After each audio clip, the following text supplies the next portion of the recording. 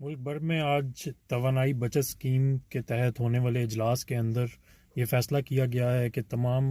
markets और तमाम restaurants और तमाम जो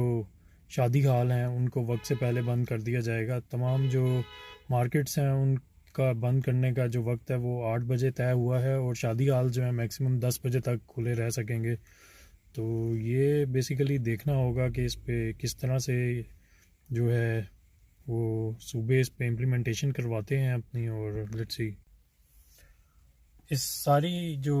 रिस्ट्रिक्शंस और ये जो टाइमिंग चेंज का मंसूबा है, इसकी बुनियादी वजह मुल्क के अंदर बिजली के बहरान पे काबू पाना है और बिजली की बचत करना इसका मेन अहम वजह है, ताकि कम से कम जो बाहर से हम इंपोर्ट करते हैं कोयला फ्यूल वो कम से कम और बिजली की प्रोडक्शन जो है वो कम हो, ताकि